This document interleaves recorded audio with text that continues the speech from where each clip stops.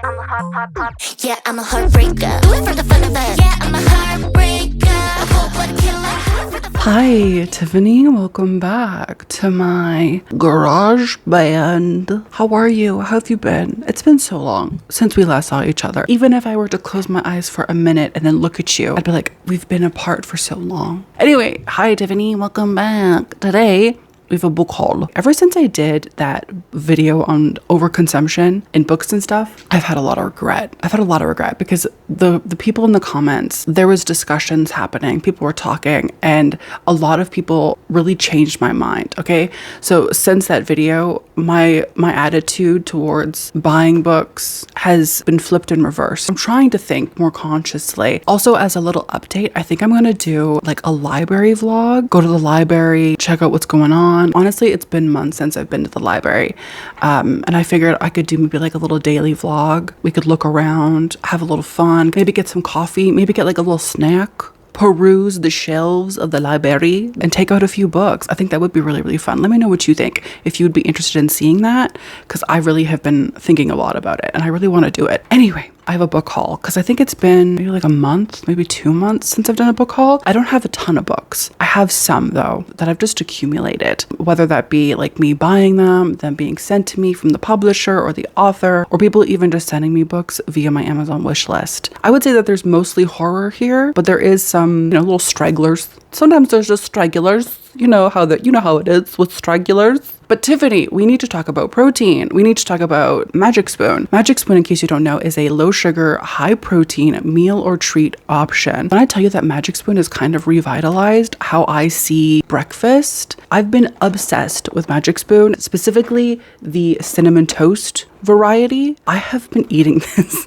every single day for breakfast, and I'm not a breakfast girl. I'm usually the kind of girl who waits until like 3 p.m. to eat anything. And I know that's horrible. It's like not healthy. But since getting Magic Spoon, I wake up kind of hungry and I kind of think, what will I eat? And then boom, it's like a beacon of light. What's special about Magic Spoon is it has this taste of nostalgia. Like in the 90s and the early 2000s, everybody was eating Frosted Flakes. Magic Spoon has that vibe, has that taste, except it's also loaded with like protein and almost no sugar. We're talking about 11 to like 14 grams of protein per serving. That's so much protein, Tiffany. Even Bug is like, whoa, what? That's crazy. And another thing, it's also perfect for people who can't eat soy or are celiac. The last time I talked about Magic Spoon, I mentioned that my friend is celiac and I'm going to be giving her a box or two of this because I know from having celiac friends that it's hard out here in terms of like finding gluten-free things. It's either disgusting or it's super crazy, weirdo expensive. Magic Spoon also has little treat bars that are also high in protein, low in sugar, low in carbs, which once again I love because sometimes I'm kind of like a little peckish, a little hungry, but I don't want to go in the kitchen. It's super convenient for me to just be able to grab a bar and go. My favorite of the treat bar is like the chocolate one. I'm a chocolate girl. What can I say? I also really like, though, surprisingly, the blueberry.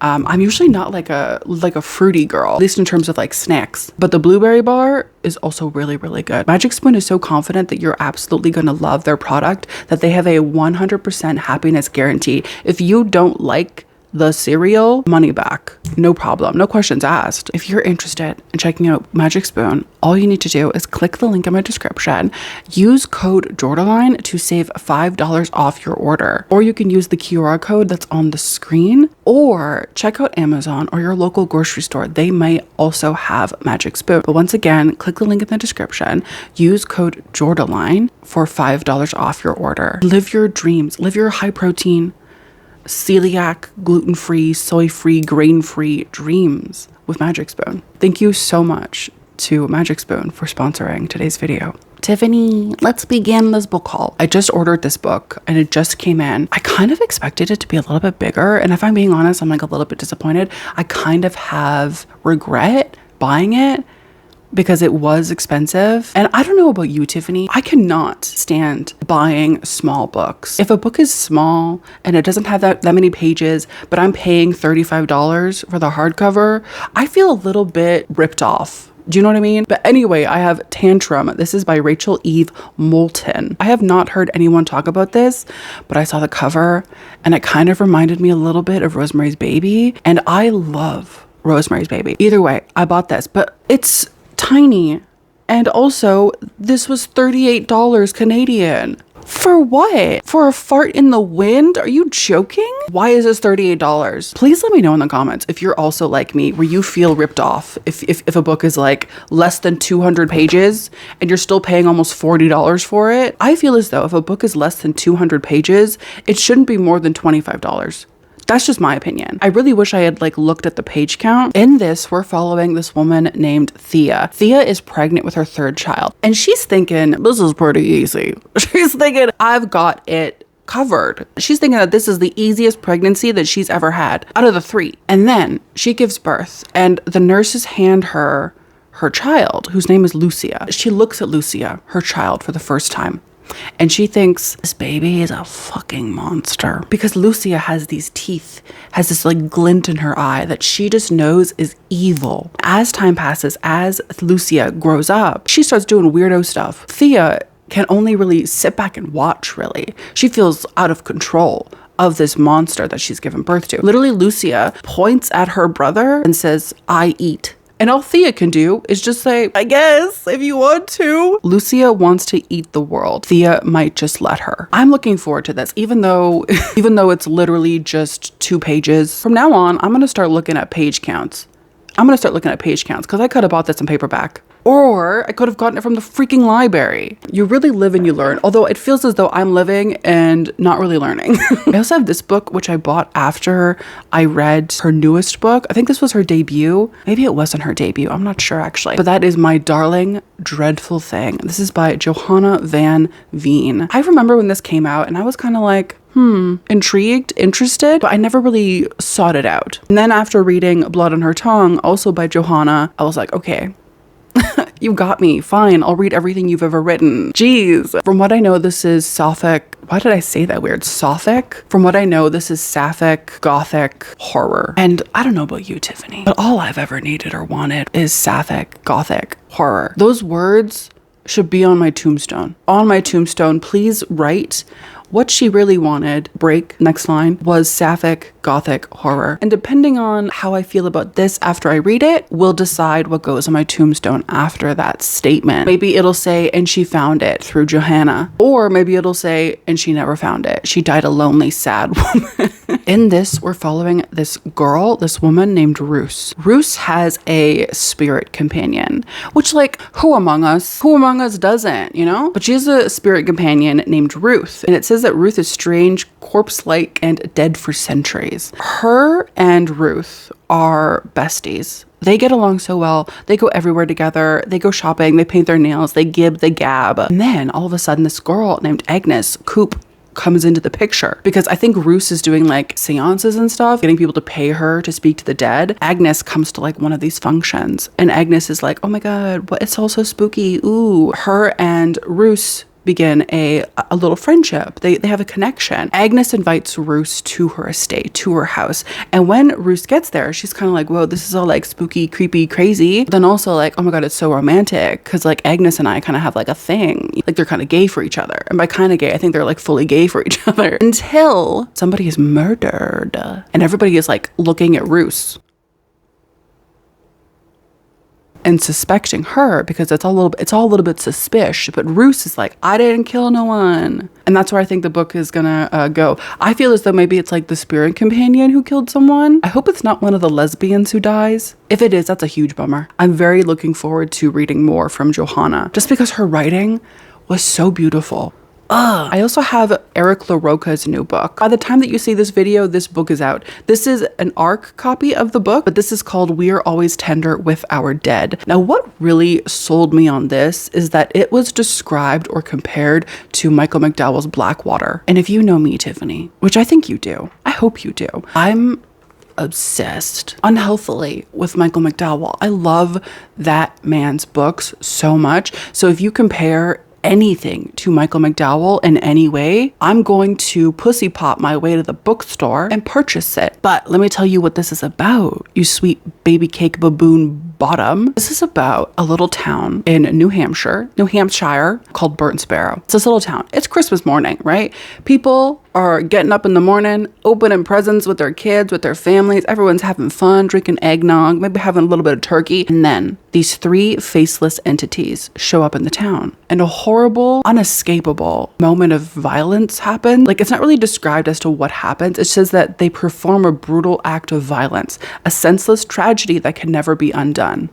Don't know what that is. And everybody is kind of left horrified and nobody really knows what to do, including this guy named Rupert, who was forced to confront the painful realities of his family's situation. Very vague. Don't know what that means. But once relationships become intertwined and more carnage ensues as a result of the massacre, town's residents quickly learn that true retribution is futile, cruelty is earned, and certain thresholds must never be crossed no matter what. I'm so curious about this. I think also that this might be Eric's first full-length novel, but I could be wrong, honestly. I'm really looking forward to this. I can't wait to see what's going on, what's happening, and also why it's compared to Blackwater. I need to know. I'm really, really, really looking forward to this. Okay, let's talk a little bit about Black Flame by Gretchen Felker Wiener. Martin. Her name is Martin. Honestly, get it together. We have Black Flame. I've said it before. I'm going to say it again for the 1000th time. This cover, it just is stunning and gorgeous and beautiful, and I want to kiss it. I love this cover so much. I actually haven't finished reading this. I did start it, haven't finished it. I know. I honestly just haven't really been feeling like going back to it. I know that I should go back to it because I do think I will like it, but it's one of those things where I just can't like motivate myself enough to do it. Anyway, this is about this girl named Ellen. Ellen is gay. Okay, she's a lesbian. She's lesbianic. She loves the women. She's a sapphic. But the only thing is that her family don't like that about her. It's like the late 80s, early 90s. And so her family are like, you're gay? Fuck you. That's stupid. Ellen goes through this conversion therapy with this doctor. And now guess what? Ellen's straight. Ellen is totally into dudes. She loves men. She loves them so much. It's crazy. She loves them. Ellen is also a film restorationist, right? So she like restores films. And they get this film that's very much described as a queer Nazi film. And Ellen immediately is off put by it. She doesn't want anything to do with it. It's a weirdo shit. But the company that she works for is like, Ellen, congratulations, you're gonna do this. But the more that she works on this film, the more Ellen feels her sanity kind of slipping away, I think. I'm really looking forward to finishing this. I will finish it. I just need to do it. Let me know in the comments if you've read this, what you thought of it. I need to know, please. Thanks. I usually don't include like manhwa or manga in my book hauls. I usually have like separate hauls for them. Which by the way, I need to do. Badly. I need to do a manhwa haul. But I wanted to include these next books because I really want your opinion on if you think I should do a whole video reading them. So I bought the rest of Killing Stalking. I already owned volumes 1, 2, and 3. I thought, how fun would it be to do like a little video, little vlog of me reading the entire series. And so I bought the rest of the books, which was not cheap. I'm going to tell you that right now. I'm going to tell you that right now. And you know what? I actually have a bone to pick. These books each are $40 Canadian. Had I not had a coupon, had I not had a discount on these, it would have been crazy expensive. But I did thankfully have a coupon where I got 20% off. Thank you, Lord Jesus Christ. $40 for this, for each one, is insane. Am I stupid for having bought them when they're that expensive? I think I actually might be. I have read volumes 1, 2, and 3 already. I read them, I want to say a year ago, maybe 2 years ago. I never continued on with it, even though I did like it. And even though I do, like a fucking freak, think that Sang-woo is weirdly hot. And not even just like weirdly hot, he's just hot. I know, Tiffany. You're like, what do you mean? He's a psycho. He's a psycho, but he's also really hot. Let me show you the covers. So I bought volume 4, volume 5, volume 6, volume 7, final volume is 8. In case you're like, Jordaline, what is Killing Stalking? I've heard about it. I've seen it. What's going on? Let me tell you. So this is about this guy named Bum. I think Bum is probably in his like late teens, maybe early 20s. I'm actually not sure. The bum sees this guy and he is instantly enamored with him, right? He has like this obsession with this guy whose name is Sang-woo. And so Bum starts stalking Sang-woo to the point where Bum breaks into Sang-woo's house. But when he breaks into Sang-woo's house, he finds something that he didn't expect, something that he'd never really wanted to see. And that is somebody being held captive. Unfortunately for Bum, Sang-woo sees Bum in his house, then hits him over the head. And when Bum wakes up, he's now also a hostage to Sang-woo. And that's why it's called killing stalking, because one of them is a killer, the other one is a stalker. I know that a lot of people don't like to call it BL, but it is BL. At least in my head, it's BL. Fucked up. Really fucked up BL. Because even just like the 3 volumes that I read, I was like, what the actual fuck is going on? It's insane, the shit that happens. So yeah, if you want to see a video where I read these, please let me know. If you would want to see that, let me know, okay? Anyway, so I bought those. I also bought this book very recently, simply because Katie Coulson, who is, I think, my muse. Let me just say this for a second, okay? Katie Coulson, if you don't know, is an angel, is the sweetest fucking person. She's just it. She's just it. Anyway, so Katie Coulson is obsessed with this. Because Katie Coulson bought it and she read it, I need to buy it and I need to read it and I need to love it just the same way that she did. And that is Mia Ballard's We All Rot Eventually. This is the most girly pop cover I've ever seen in my life. From what I can understand, this is about this girl named Alexa. It's 2005, by the way, also. Alexa wants to be famous. And so she goes to LA to really get out there, you know, find her place among the stars. But what she finds is something far darker. As her ambition grows insatiable, so does the shadow inside her, demanding blood for glory. Alexa learns the hard truth. We all rot eventually. I don't know what to expect from this, but just the way that Katie talks about it, I just think and I know that it's going to be a 360 slay. Also, ever since reading Shy Girl, I'm obsessed with Mia Ballard. I need everything and everything by this woman. I'm not even joking. Give me everything. Thank you. One of my viewers, Amelie, sent me a bunch of books via my Amazon wish list. First of all, Amelie, thank you so fucking much. Like, this is so kind. You didn't need to do it, but I fucking love you for it. And I'm so excited to read these books. And if I'm being honest, I already read one of them.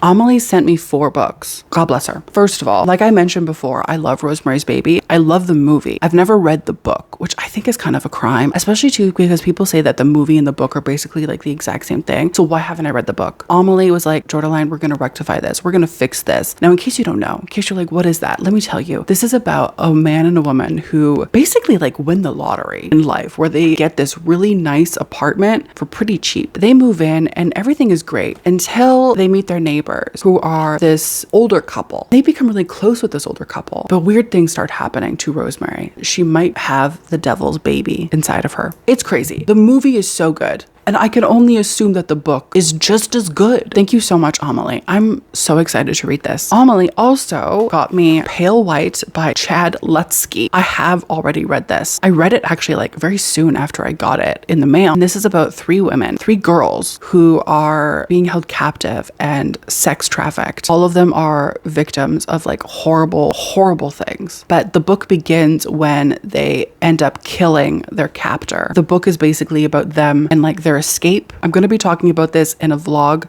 so if you're interested in hearing my thoughts on it, just wait for that video. Please watch that video. Thank you so much, Amelie. Had you, Amelie, not gotten me that book, I never would have read it and I never would have felt the things that I felt. So thank you. She also picked up for me The Exorcist by William Peter Blatty. Now, I have read this before. Honestly, when I first read it, I was shocked. I was shocked because I was very familiar with the movie, but I had never read the book. And so reading the book, I was a little bit horrified because there's a lot more fucked up shit that goes on in the book. Also, apparently this glows in the dark, which is horrifying and creepy, but you know, slay. But you don't need to know what this is about, Tiffany. You already know what it's about. It's obviously about a young girl who gets possessed by a demon. Duh. But if you have not read it, I would recommend you pick it up. It's really, really good. It's a classic for a reason. The last thing that Amelie got for me was this book called The Ninth Rain. I had heard about this from Elliot Brooks's channel. Honestly, Elliot Brooks might be like the only booktuber I watch. which is crazy. I know. I really like her content. It's very comforting. Anyway, she talked about this, and the way that she raved about it, I was like, I need that. So I put it on my Amazon wish list, and Amelie got it for me. Amelie said that she freaking loved this. I've heard only good things about it. That it's like kind of crazy, but also really, really good. I honestly don't have a good idea of what it's about.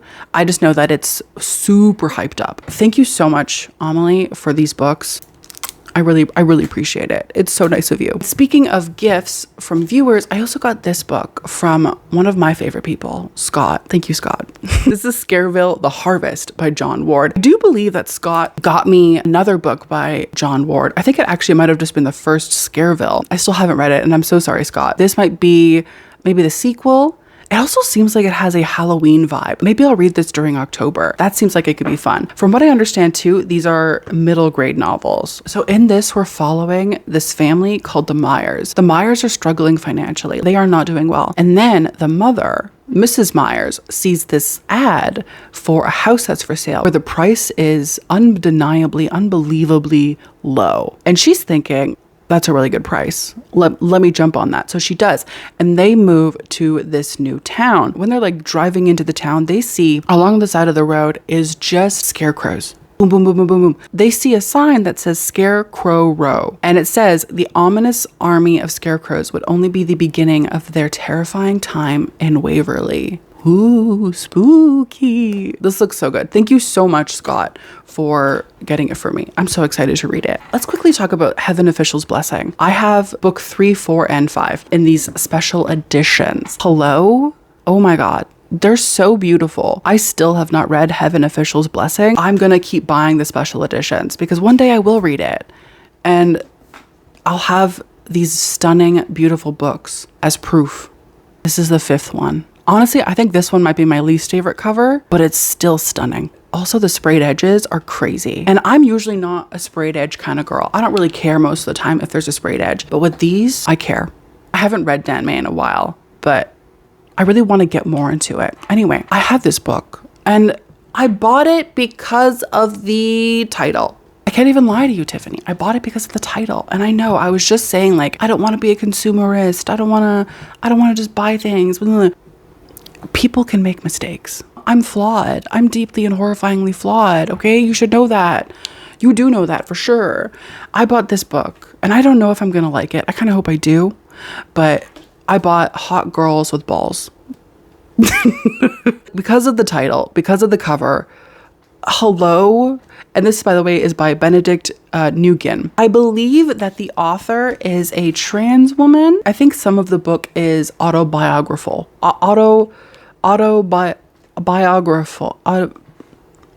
I'm so embarrassing. It's actually insane. It says that Hot Girls with Balls is a rigorous and gutting satire, a courageous social fantasy, a realistic portrait of the hell that is humanity, a deeply felt book about love and competition. From what I know, it's about a trans girl who is also a tennis player. I think they meet another trans girl who's also a tennis player.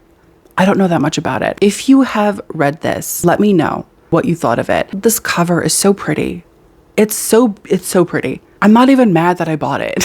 I'm just a little bit worried that I'm not gonna like it because I haven't read a lot of books like this, but I also love supporting trans authors. So, you know, it's just, you really can't lose when you support trans people. I need you to know, Tiffany, that I am so excited for this book. I've been waiting with bated breath to talk to you about it. First of all, when I saw the cover in the bookstore, it was an immediate yes. I saw this and I was like, put that in my fucking hand or get the fuck out. The cover is so simple, but so beautiful. It just gets the job done. It tells you exactly what to expect. At least I hope. If this isn't what I get from this book, I'm gonna be really, really upset. So in this, we're following this girl named Sadie. Sadie is living at a motel with her toddler. Sadie is also pregnant. Sadie got a job as a housekeeper at this motel. They're also letting her stay there because she is fleeing from her ex. Her ex was like super abusive and she was like, not while I'm pregnant, bitch. She got out of that situation. God bless you, Sadie. That's really good. She's working at this hotel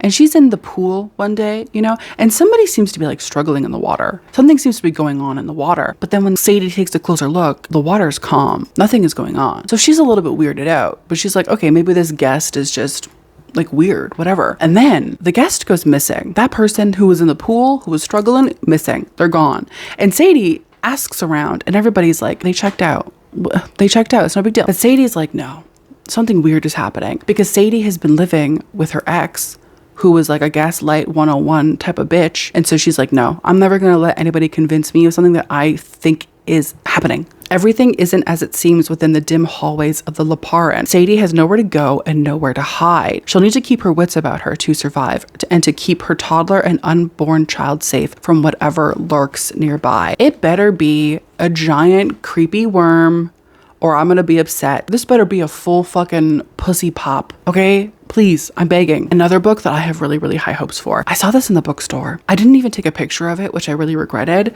but I saw it at the bookstore and I read the inside flap and I was like, this sounds so good. It sounds like exactly what I want. But I was like, no, I'm not a consumerist hoe. Resist the book. It was like, don't do it, you know? But then I just kept thinking about it days and days later, and I could not remember what it was called. I couldn't remember what it looked like, but I knew that it was about zombies.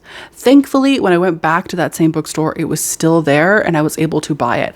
And I'm talking about One Yellow Eye. This cover is insane. The way that the plot of this book stuck in my mind, and I knew even like the next day that I needed it. We have a zombie apocalypse, right? Things aren't going well because there's a huge zombie outbreak. It's a bummer. But we're following this girl named Kesta. Kesta is really not a people person. She's always kind of preferred looking at microbes rather than people. But that's until she met Tim. She meets Tim and it's as if the world changed. It's as if she could see new colors. It's as if all of a sudden everything's rainbows and fucking gumdrops. Kesta is in love. Tim is her cheerleader, her best friend, her confidant. Tim is her golden girl. The zombie apocalypse is ending. Things are getting better until Tim is one of the last people to be infected with this horrible virus. Now that things are sort of being rebuilt, Kesta is keeping Tim unalive and trying to save him. But the more time that goes on, the more that she's keeping this version of her husband, the less that the sedatives are working, the more violent the outbursts become. And it says she is withering away, self-medicating with alcohol, and has stopped attending her mandated ZARG zombie apocalypse recovery group meetings. Her care for Tim has spiraled into absolute obsession. But can she save her husband before he is discovered? Or worse,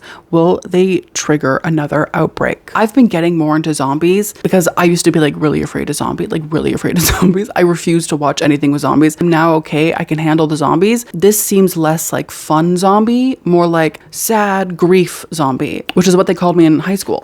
I'm really looking forward to that. Let me know if you've read it. Please, Tiffany. Tiffany, if you've read that book, you need to tell me what you thought of it. We also have this book called House of Monstrous Women. This is by Daphne Fama. Look how pretty that is. Oh, the cover is so pretty. This is, I believe, a book set in the Philippines, which is really what kind of drew me towards it, because I haven't really read a lot of books set in the Philippines. I think also the author is Filipino. So in this, we're following this girl named Josephine. Josephine was orphaned, I believe, when she was very young, and so she doesn't really know her biological family, but she did grow up with this girl named Hiraya. Hiraya contacts her and is like, hey, girly pop, come on down. Let's play games like we used to, which is really creepy. But Josephine accepts because she knows that if she wins the games, she'll get anything that her heart desires. Also, her brother goes with her, and it says that her and her brother need to have a talk, which I don't know what that's about. But it also talks about how the house that Hiraya lives in is creepy, labyrinthian, and treacherous. To save herself, she will have to play to win. But in this house, victory is earned with blood.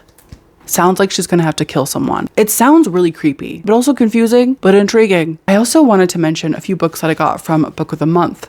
I got Discontent by Beatrice Serrano. This seems like the kind of book that's like, I'm unhinged and I'm gonna fucking lose it. There's nothing I love more than an unhinged woman. I'm really looking forward to this because it really seems like a woman who just lives and works a normal life and she just snaps. And I love that. I need that. I should also mention this book, which is called Spit Back the Bones by Tegan Olivia King. This was also sent to me by the publisher. It says that it's for fans of Midnight Mash. Midnight Mash? The fuck? It's for fans of Midnight Mass, and it's a haunting new horror romance. Something dreadful is festering in the old Thomas Bog. For years, it's done what it's been taught to do. It swallows, but now it's done following orders. I'm interested to see what the hell is going on. Also, this cover is stunning. And the last book that we're going to talk about in this book haul is also from Book of the Month, and that is Play Nice by Rachel Harrison. I'm really excited to read this because I do think that maybe perhaps it could be like an actual horror book from Rachel, because a few of her books haven't really been giving that, in my opinion. So Thirsty, I'm looking at you. But this is about a woman named Claire. Claire is an influencer. She makes content for her job. Woo. Then her mother passes away. And so her and her sisters have to go back to their hometown, back to their family home to clear everything up. The thing though is that her mother has always claimed that this house was possessed by something, but no one's ever really believed her. But now going back to the home with her little vlog camera being like, woo, family home makeover, weird shit's happening. And it actually might be haunted. I'm really looking forward to this. I need it to be good because I honestly have not enjoyed the last few Rachel Harrison books that I have read.